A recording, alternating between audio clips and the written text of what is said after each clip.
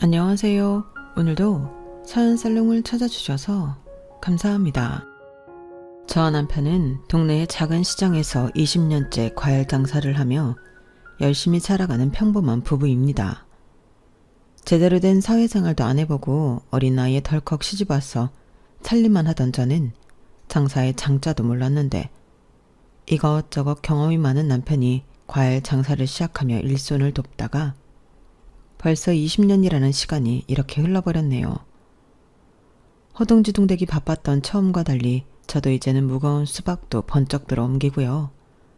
과일을 먹음직스럽게 바구니에 잘 담는 법도 터득했답니다. 무엇보다 이제는 정말 장사를 잘해요. 솔직히 제가 판매 수완이 좋다기보다는 저희 부부의 성실한 모습을 보고 찾아주시는 동네 단골분들이 아주 많거든요.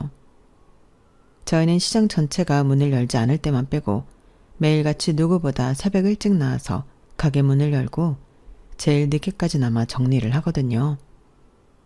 일찍 일어나는 새가 벌레를 잡는다고 저희 집에 유독 싱싱하고 맛있는 과일이 들어올 때가 많아서 손님들이 더 좋아하시는 것 같아요. 이렇게 주변 분들의 인정을 얻기까지는 사실 제 남편의 공이 제일 커요.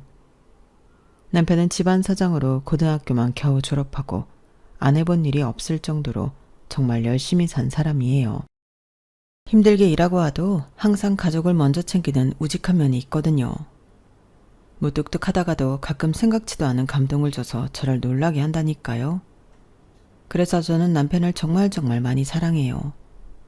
남편이 좋으니까 이 사람을 낳아준 시어머니도 너무 좋고 어리지만 남편의 성품을 많이 닮은 착한 서방님도 좋더라고요. 사실 남편 집안은 사정이 좀 있어요.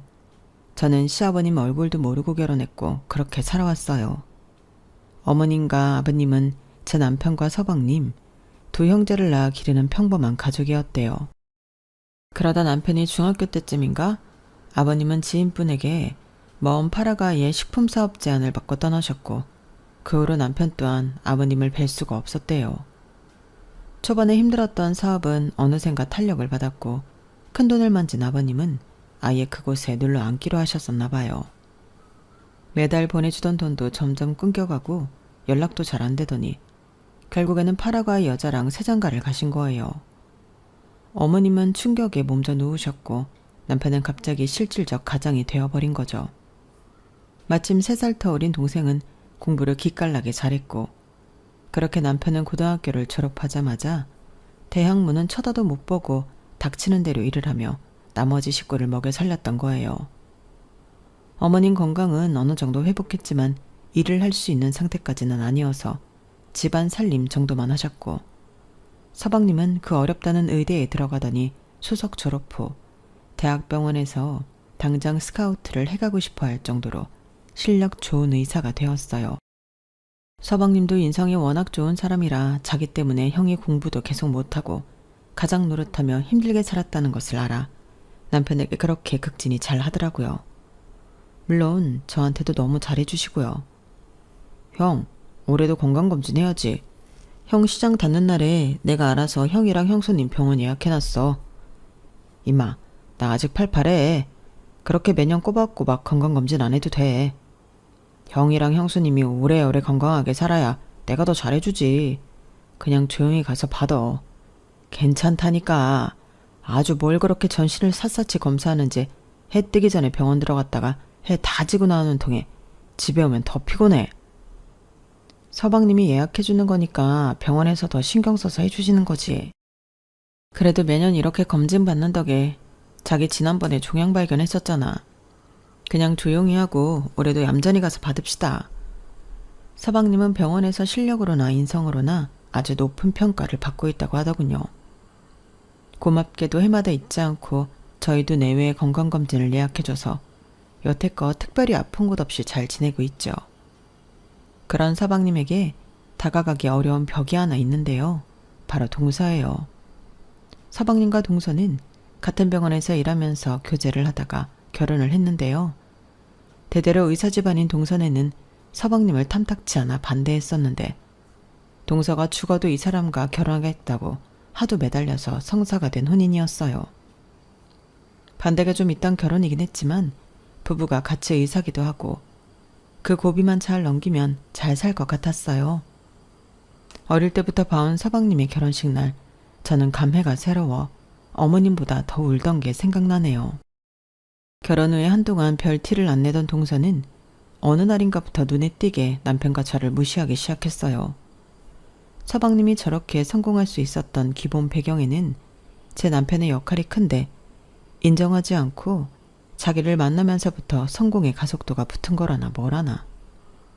남편한테는 그렇다 쳐도 동서는 저나 제 딸에게도 미운 말을 자주 하는 사람이었어요. 한 번은 제 딸이 어렵게 아르바이트해서 모은 돈으로 함께 일본 여행을 보내주겠다고 제안했었는데요. 수지야, 네가 돈이 어딨어. 그 아르바이트 얼마나 힘들게 하는지 엄마 아빠가 다 아는데 뭘 자꾸 네가 여행을 보내주겠다고 난리야. 이러려고 내가 알바하지. 엄마가 과일 판 돈은 뭐 쉽게 본 거야? 나 이거 진짜 엄마 아빠 여행 보내주려고 모은 돈이야. 나 20살 넘고 첫 효도하는 건데 그냥 제발 받아주라. 이번에는 일본이지만 나중에 내가 돈 많이 벌고 하면 유럽, 미국, 호주 다 보내줄게. 아, 얘도 참. 착한 제 딸의 간곡한 부탁에 저희 부부는 저가 비행기와 저렴한 숙소가 아니면 안 가겠다는 약속을 받고서야 여행을 가기로 했어요. 이 사실을 안 동서는 다음날 제게 전화를 걸어왔어요. 형님, 수지가 알바해서 모은 돈으로 여행 보내드린다고 했다면서요? 괜찮대도 굳이 저러네. 아, 미안해 죽겠어. 취직한 것도 아니고 알바해서 조금씩 모은 돈인 거 아는데 무슨 염치로 여행을 가라는 건지. 수지가 하도 난리쳐서 가겠다고는 했는데 싼 비행기랑 숙소 예약을 약속하고 가기로 했어. 어머 형님, 수지도 세상 물정 모르고 그런 것 같네요. 일본은 아무리 싸다고 해도 물가가 엄청나서 감당 안 될 텐데. 괜히 효도하는 것처럼 하지만 오히려 형님네 더 고생할 것 같은데요? 그게 고생이겠어. 길거리 음식을 주워 먹어도 딸이 우리 생각해서 보내준 거 생각하면 그게 특급 호텔 디너지 뭐. 형님도 시장에 박혀서 장사만 하시니까 뭘 몰라도 한참 모르시네. 우리나라도 아니고 거기서 돈 없이 고생 여행을 해봐야 아시려나? 진짜 힘들 것 같은데. 우리가 괜찮다는데 무슨 말을 그렇게 해, 동서. 자랑은 아니지만 형님네 가시는 날 저도 친구랑 일본 가거든요. 대한항공 비즈니스 타고. 호텔은 1박에 100만 원 정도? 정수 씨랑 같이 휴가 가려고 했는데 기다리는 환자가 너무 많아서 시간 못 낼 것 같다고 저보고 친구랑 갔다 오라고 하네요. 그 얘기를 왜 나한테 하는 거야? 형님, 제가 안타까워서 그래요. 연세도 있으신 두 양반이 좁은 비행기에 낀 것 타고 청소도 제대로 안 되는 숙소 가서 잘 거 생각하니까 안타깝다고요. 그래서 여행도 분수에 맞아야 하는 거예요. 뭐? 분수? 혹시라도 일본 거리에서 마주쳐도 아는 척하지 말아주세요. 친구한테 창피할 것 같아서요. 제가 장담하는데 형님 그런 여행 갔다 오면 더 병나실걸요? 고생길이 눈에 훤히 보이네요. 100엔짜리 한 장이라도 지어줄 거 아니면서 그런 말 하지 마. 네 형님, 부디 무사히 잘 다녀오세요. 동서는 자기 자랑을 하면서 우릴 걱정해주는 척 약올리는 말들로 제 속을 뒤집어 놓더니 결국은 제 딸까지 울렸더라고요. 하루는 수지가 눈이 빨개져서 들어왔는데 아무리 물어봐도 무슨 일인지 말을 안 해주더라고요. 저랑 남편이 고집스럽게 물었더니 결국 실토했는데요. 알고 보니 동서가 저랑 통화를 마치고 수지에게 전화해서 네가 세상 물정 몰라서 엄마 아빠 고생 여행이나 시킨다고 타박을 했다고 하더라고요. 너무 어이가 없었죠. 우리 여행에 10원짜리 하나 보태주지 않으면서 고생을 하든 호강을 하든 왜 저렇게 사람한테 상처 주고 싶어 안달인지. 딸이 우는 것을 보니 우라가 치밀어 당장 달려가고 싶었지만 남편이랑 상의 끝에 서방님을 봐서 넘어가기로 했어요. 하지만 그 후로도 동서는 크고 작은 것들을 트집 잡으며 우리에게 상처 주려고 노력했어요. 동서는 본인 집안이 잘 사는 것과 자기가 의사라는 것을 무기 삼아 지속적으로 우리를 멸시하고 무시하는 것 같았어요. 어떻게 보면 서방님을 자기 세계로 끌어들이면서 우리와는 차단해버리려는 느낌도 들었어요. 그런 동서를 신경 쓰려고 하지 않았지만 속이 부글부글 끓는 건 사실이었어요. 한 번은 이런 일도 있었어요. 서방님이 포도를 엄청 좋아하는데 그날따라 정말 유독 좋은 물건이 가게에 들어온 거예요.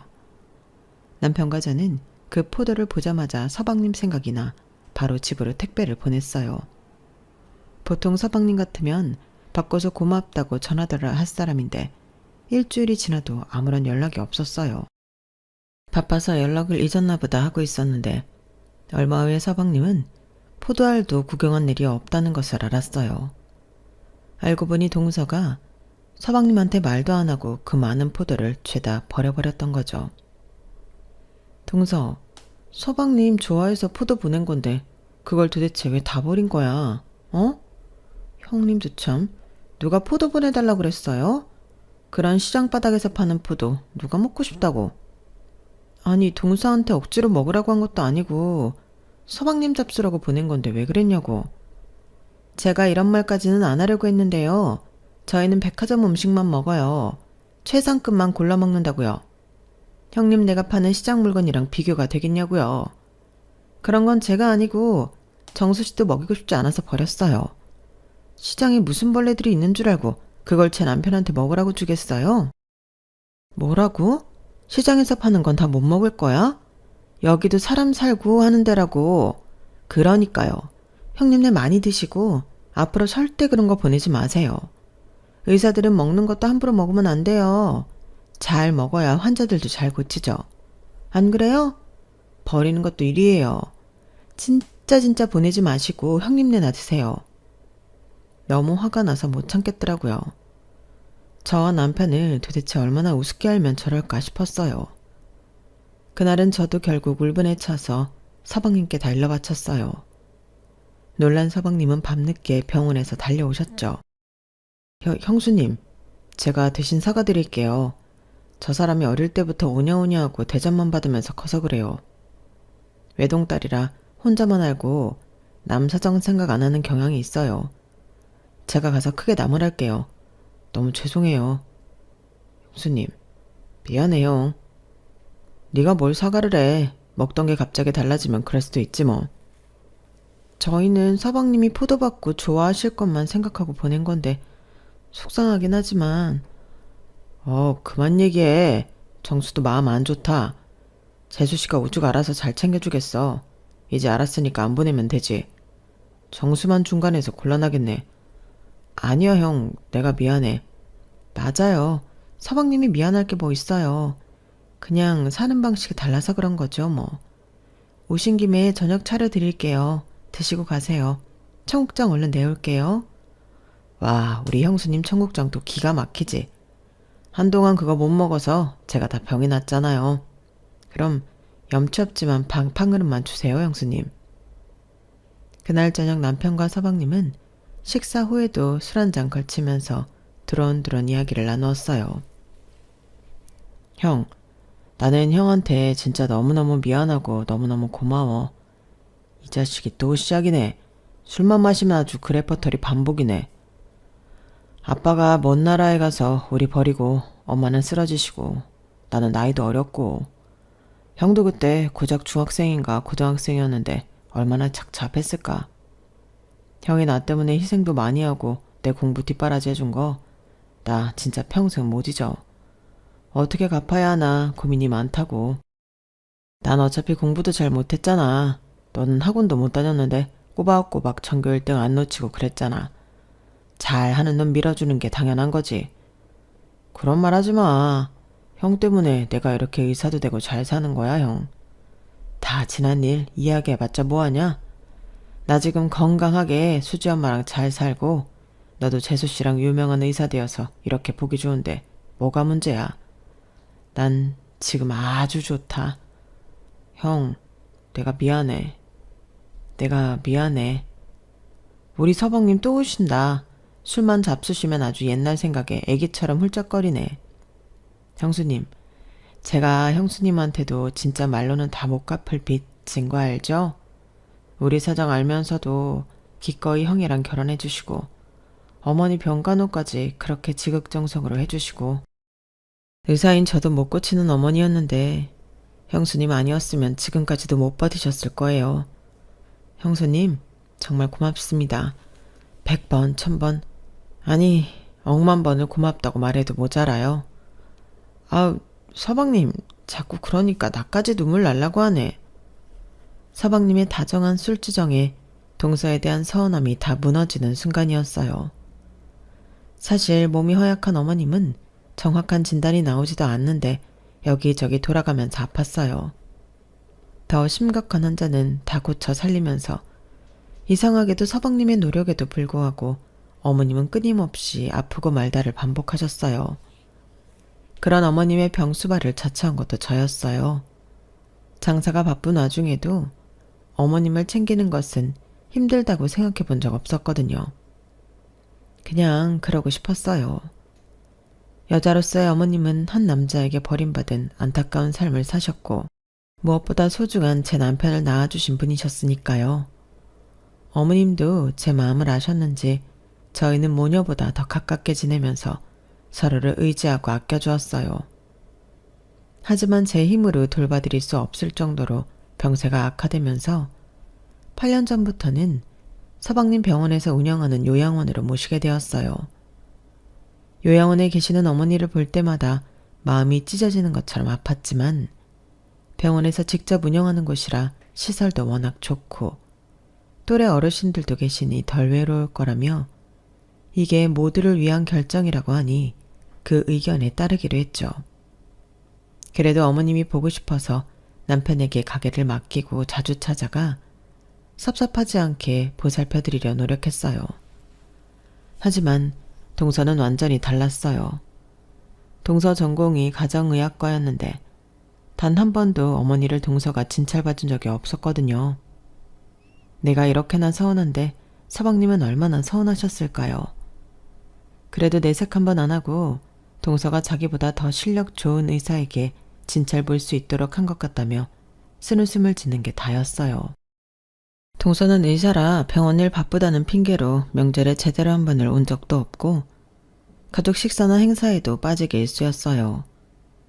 같은 의사인 서방님은 어떻게 해서든 오려고 하는데 병원 일은 혼자 다 하는 양고는 동서가 이해가 안 됐죠. 당연히 요양원에 계신 어머님을 한 번도 찾아뵙지 않은 건 말할 것도 없고요. 그런 동서를 볼 때마다 화가 났지만 지난번 포도 사건도 그렇고 괜히 불편한 얘기를 했다가 서방님만 난처한 것 같아서 저희 부부는 꾹 참기로 했어요. 시간이 흘러 어머님은 더 손을 쓸 수 없이 나빠졌고 결국 세상을 떠나셨어요. 저와 남편이 임종을 지키지 못해 마음이 무거웠는데 그나마 다행히도 서방님이 곁에서 잘 보내드렸다고 하더라고요. 어머니를 사랑한 우리 셋은 한동안 힘든 시간을 보냈어요. 특히 저는 장사를 하다가도 어머님 생각에 멍해지기가 일쑤였고 시장에서 비슷한 연세의 어르신만 봐도 눈물을 한바탕 쏟고는 했어요. 그러면서 다짐을 했죠. 매년 어머님의 제사에 어머님이 좋아하시던 음식을 정성껏 해드려야지 하면서요. 다음의 제사도 그 다음의 제사도 말할 것 없이 우리 집에서 지냈어요. 하늘에 계신 어머님이 잠깐 들리셔서 드시고 갈 거라고 생각하니 기분 좋게 풍성한 제사상을 준비했었죠. 제삿날에도 서방님은 꼭 오셔서 함께했지만 동서는 코빼기도 비추는 일이 없었어요. 한 번은 제가 연락을 먼저 했어요. 동서, 올해 제사에도 뭐다? 음식 준비 거들라는 말도 안 할 테니 와서 어머님한테 인사드리고 같이 식사라도 하지 그래. 형님, 정수씨 가는데 왜 저까지 가야 돼요? 솔직히 정수씨 가는 것도 마음에 안 들어요. 죽은 사람 기리자고 우리 병원에 멀쩡히 살아있는 환자들한테 소홀히 해서야 되겠어요? 아무리 그래도 어머니인데 죽은 사람이 뭐야 동서. 형님 혼자 제사 지내니까 억울하고 짜증나서 이러시는 거죠? 알겠어요. 돈 좀 보낼 테니까 그걸로 보태서 하듯인데 하세요. 다음부터는 이렇게 돌려 말하지 말고 직접적으로 얼마를 보내달라 이렇게 하세요. 네? 아니, 난 돈을 달라는 게 아니라 그깟 제사상 차리는데 200만 원이면 뒤집어 쓰고도 남죠? 지금 계좌로 보낼 테니 확인해 보세요. 그리고 앞으로는 저한테 제사 어쩌고 저쩌고 하지 마시고요. 저 바빠서 이만 끊습니다. 동서. 동서는 갈수록 가관이었어요. 집안일은 모두 돈으로 메우려 했고 인심 써서 거지한테 건네주시지 해서 매번 저를 비참하게 했어요. 저는 그럴 때마다 동서가 건넨 돈을 한 푼도 건드리지 않고 장사 열심히 하고 성공해서 꼭 갚아주리라 항상 다짐했어요. 그러다 4년 전 어느 날 남편은 까무라칠 만한 전화를 한 통 받게 되었어요. 바로 얼굴도 까맣게 잊어버린 아버님이 돌아오신 거예요. 정확히는 한국으로 돌아오신 지는 좀 됐는데 용기 있게 남편과 서방님 앞에 서기까지가 시간이 좀 필요하셨던 듯해요. 여보세요? 정학이냐? 네, 그렇습니다. 전화 주신 분은 누구시죠? 정아가 애비다. 누구시라고요? 정아가 아빠다 아빠. 파라과이에 갔던 아빠라고. 남편은 얼어붙은 듯 아무 말도 못하고 핸드폰만 귀에 대고 있더라고요. 어쩐 일이세요? 정아가 미안하다. 정말 미안하고 또 미안하다. 나 때문에 고생 많았지? 이 애비가 다 잘못했다. 저의 아버지는 돌아가셨습니다. 저는 그때 남편의 눈물을 처음 봤어요. 그렇게 든든하던 남편이 제품에서 아기처럼 소리를 내며 우는 걸 보고 있자니 저까지 다 마음이 아프더라고요. 온갖 복잡한 그 심경을 감히 누가 헤아릴 수 있을까요? 그 후로도 아버님은 끈질기게 연락을 해왔어요. 전화로도 문자로도 계속 남편에게 용서를 구했어요. 나중에는 어떻게 우리 과일 가게까지 알고 찾아오셔서는 시장 사람들 다 있는 앞에서 무릎 꿇고 사과를 하기도 하셨어요. 보는 눈이 많아 얼른 일으켜드려서 집으로 모시고는 그날 저녁 남편은 중학생 이후로 아버님과 처음으로 마주 앉게 되었어요. 병원에서 늦게 끝난 서방님까지 오셔서 세 부자가 드디어 한자리에 모이게 되었어요. 정아가, 정수야, 내가 다 잘못했다. 제발 용서해다오. 이렇게 비마. 어머님은 아버지 때문에 쓰러지셨고 그 이후로 한 번도 제대로 기운을 차려본 적이 없으세요. 그렇게 힘들어하시다가 결국 인생 한번 못 펴보고 돌아가셨다고요. 미안하다. 너희 엄마나 너희 형제나 다 나 때문에 고생 많았지? 입이 10개라도 할 말이 없구나. 심지어 형은 저 공부시키겠다고 어린 나이에 온갖 고생을 다 하면서 일을 했어요. 제가 그런 형에게 해줄 수 있는 건 빨리 좋은 의사가 되어서 형에게 보답하는 것 뿐이었어요. 아버지가 해야 할 일을 모두 형이 책임지고 했다고요. 안다. 정수뿐만 아니라 정학이 네가 제일 고생이 많았던 거. 도대체 왜 저희를 버리셨어요? 왜 그렇게 무심하게? 입이 10개라도 할 말이 없구나. 거기에 적응을 하면서부터 사업이 무서울 정도로 잘 되기 시작했단다. 처음에는 이렇게 많이 번 돈 너희에게 많이 붙여줘야겠다고 생각했지. 하지만 돈이 많아질수록 나는 이상하게 더 외롭고 쓸쓸해지더구나. 그 허한 마음을 잘 바로 잡았어야 했는데 염치 없게도 다른 여자가 눈에 들어오더구나. 그 이후로 내가 미쳐버렸는지 한국에 대한 생각을 완전 놔버렸던 거야. 더 들을 가치도 없네요. 파라과이에서 몇십 년의 시간이 흐르고 돈은 벌었지만 그 여자와의 결혼 생활도 진작에 틀어지고 인생이 허무해지더라. 게다가 건강까지 안 좋아지는데 그 순간 너무 부끄럽게도 너희 엄마와 너희가 생각이 났다. 그제서야 저희가 생각이 났다니 정말 어이가 없네요. 죽기 전에 너희에게 꼭 용서를 구해야겠다는 생각으로 사업을 다 접고 무조건 한국으로 들어왔다. 나 때문에 고생한 우리 식구들 내가 어떻게 뭘 한다 한들 갚을 수는 없지만 제발 얘들아 이 못난 애비를 한 번만 용서해다오. 절대 그러면 안 되지만 저는 인간으로서 아버님에게 연민이 느껴지기도 하더라고요. 물론 그의 과거 행적은 비난받아 충분하지만 그 먼 타지에서 혼자 버텨내려고 노력했던 것을 생각하니 안타까웠어요. 그 후로도 아버님은 계속해서 용서를 구하고자 하셨어요. 죽어도 용서받고 죽어야겠다며 지칠 줄 모르고 찾아오시고 연락을 해오셨죠. 처음에 완강하게 매몰차던 남편과 서방님도 시간이 흐르자 약간씩 누그러지는 것 같았어요. 남자로서의 아버지에 대해 생각하게 된 것일까요? 아버님은 잊지 않고 저를 챙겨주시기도 했는데요. 하루는 따로 연락이 와서 아버님과 저 둘이만 식사 자리가 있었어요. 식사를 다 드시고는 아버님은 조용히 운을 띄웠어요. 어린 나이에 시집와서 정학이나 정수한테 그렇게 잘했다면서요? 그리고 정학이 엄마 죽기 전까지 너무 살뜰히 보살펴줬다는 말도 들었어요. 아니에요. 제가 그냥 좋아해서 했는걸요. 그리고 아버님, 저랑 둘이 있을 때는 굳이 존댓말 안 하셔도 돼요. 아니에요. 저도 이렇게 해야 편해요. 잘한 것도 없는 이 시애비까지 챙기는 거 보면 며느님이 얼마나 착한 사람인지 알아요.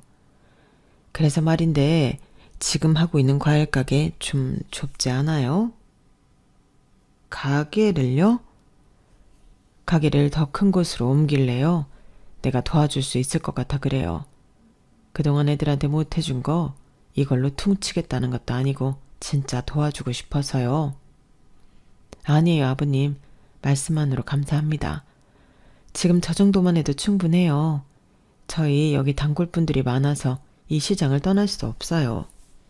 아예 다른 곳으로 가라는 게 아니라 그 시장 안에서 더 큰 곳으로 옮기는 게 어떠냐는 말이에요. 얼마나 좋은 곳이든 얼마나 비싼 곳이든 상관없어요. 그동안 못했던 애비 노릇 이제서라도 좀 해보고 싶어요. 아버님 사정은 모르지만 말씀만이라도 이렇게 도와주시라고 하시는 게 너무 고마웠어요. 그 진심이 통했는지 남편과 서방님도 이제는 편하게 왕래하며 잘 지내더라고요. 시간이 좀 걸리기는 했지만 세 부자가 함께 있는 모습이 제가 봐도 보기 좋더라고요. 한 번은 아버님 생신에 다 같이 식사하기로 했었는데요. 저는 동서 생각이 나서 바로 전화를 했어요. 동서, 다음 주 일요일에 아버님 생신이라 같이 밥 먹을까 하는데 올 수 있어? 동서는 아직 한 번도 아버님 못 뵈었잖아. 그날 와서 인사도 좀 나누고 하는 게 어떨까? 형님은 속도 좋으시네요. 아버님은 무슨 다 늙어서 이제 자식들한테 호강받으려고 온 염치 없는 노인네한테 아버님이라뇨. 형님이나 가서 많이 드세요. 저는 귀가 벌개졌어요. 제 앞에 아버님이 계셨거든요. 게다가 동서가 얼마나 큰 소리로 말하든지 수화기를 뚫고 나와 아버님한테까지 다 들릴 정도였으니까요. 저는 민망함에 얼른 전화를 끊었어요. 아버님, 난 괜찮아요. 정순의 댁도 한번 보고 싶었는데 어려울 것 같군요. 난 정말 괜찮아요.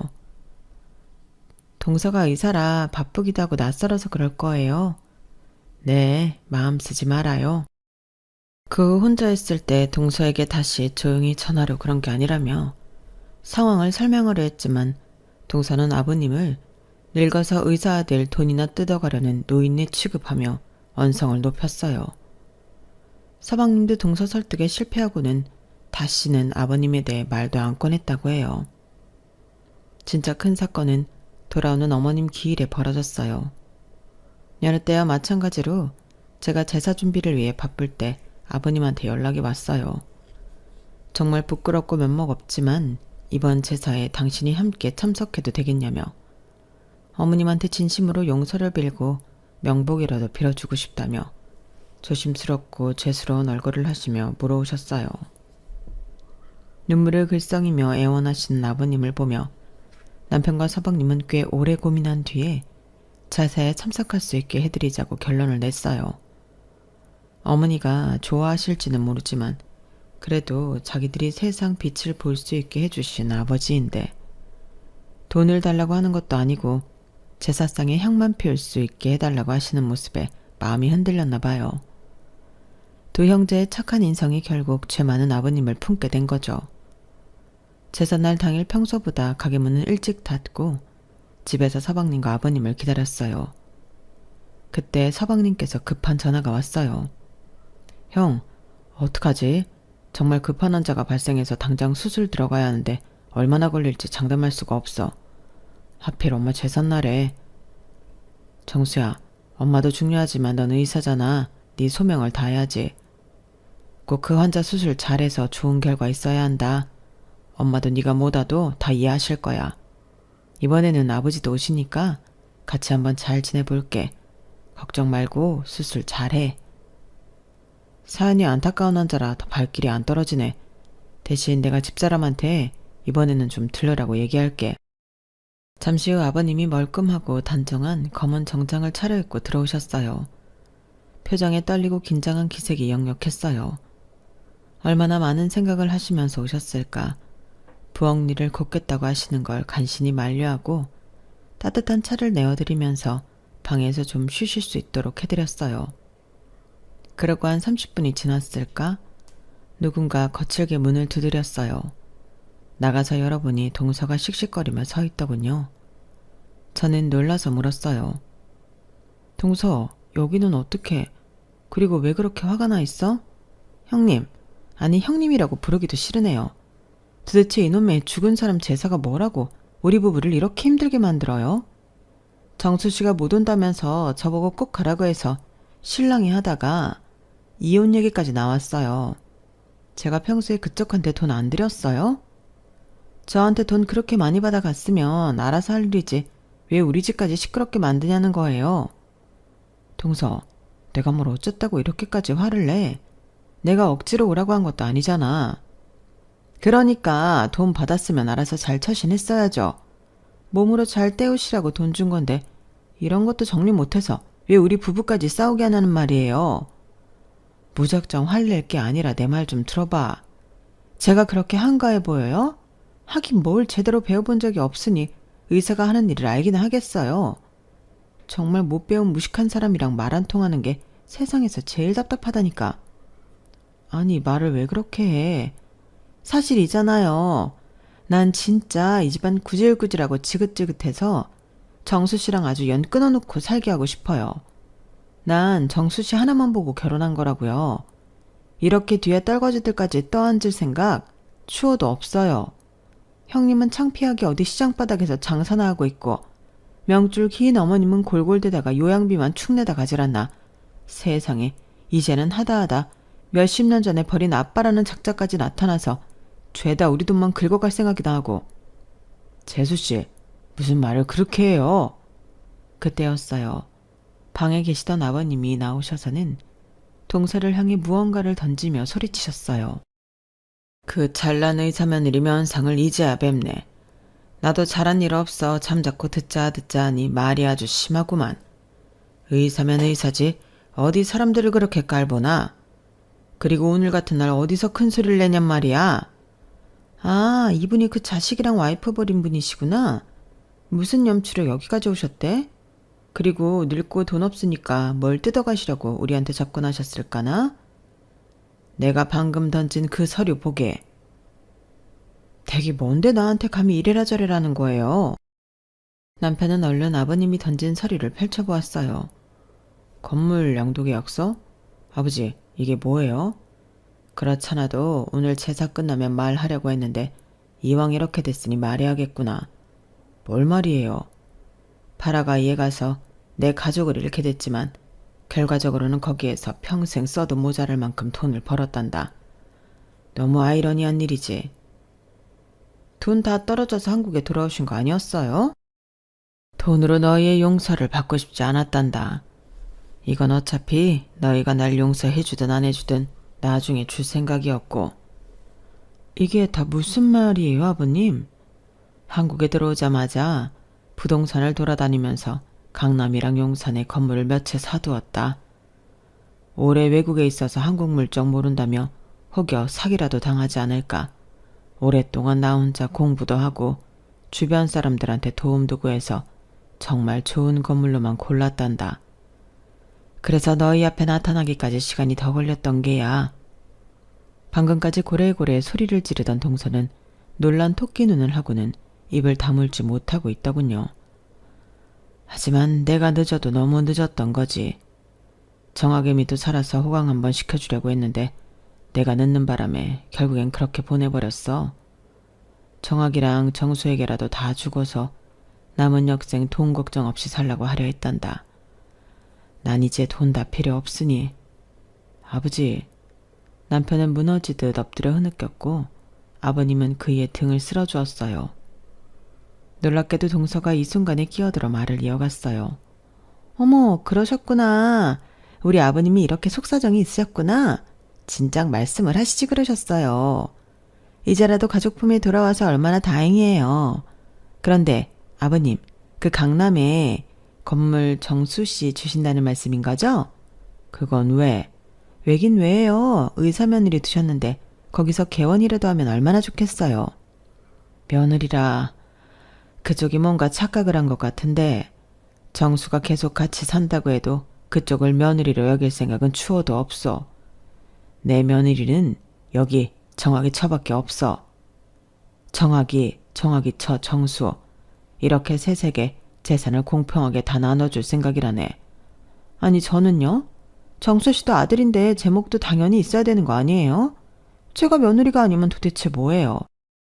그쪽이 우리를 가족으로 생각하지 않는다는 건 일찍이 알고 있었지만 오늘 직접 들어보니 가관도 아니더구만. 정아겸이 살아생전 시어머니 취급도 안 하고 큰애네 부부도 무시를 밥 먹듯이 했다고 들었는데 어떻게 그 입에서 가족 며느리라는 소리가 나오는 건지 모르겠구만.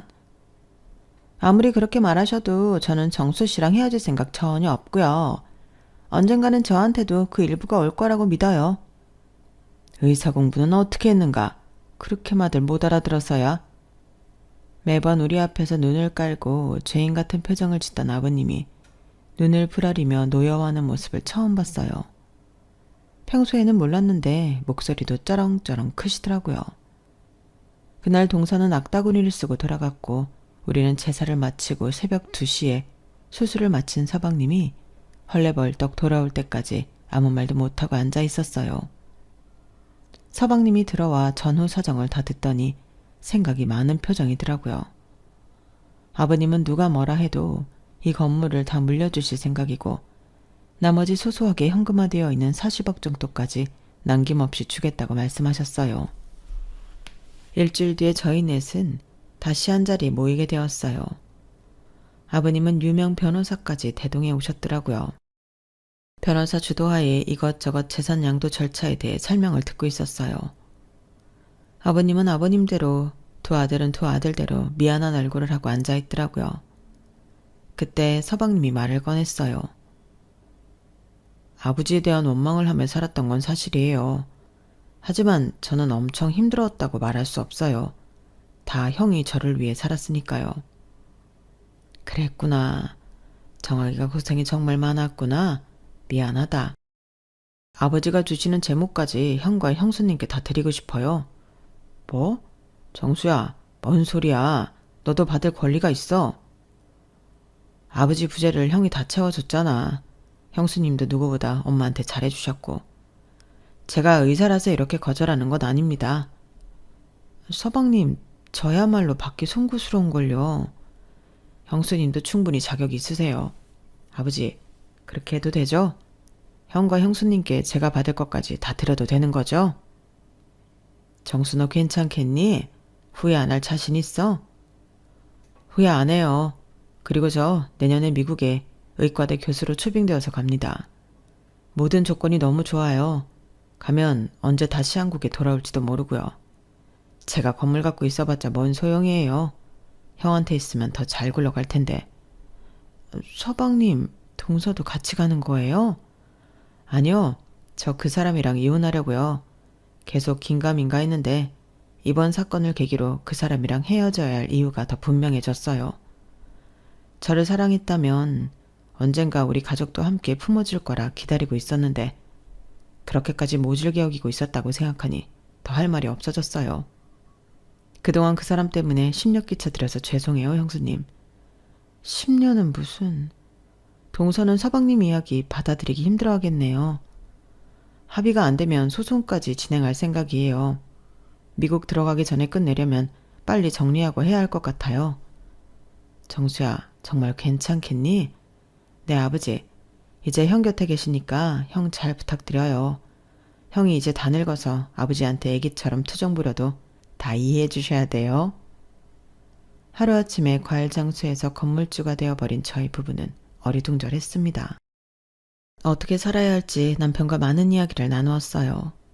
결론은 지금처럼 열심히 성실하게 살자였답니다. 갑자기 우리 손에 많은 재산이 생겼다고 으스대면서 물 쓰듯 돈 쓰면서 살고 싶은 생각은 추호도 없었거든요. 우리가 그럴 위인이 못 되기도 하고요.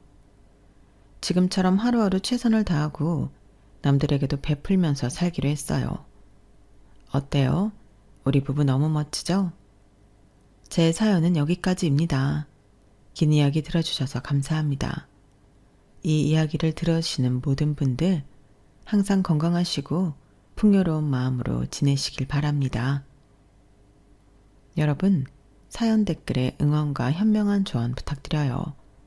좋아요와 구독은 저에게 큰 힘이 됩니다. 오늘도 좋은 일 가득하세요.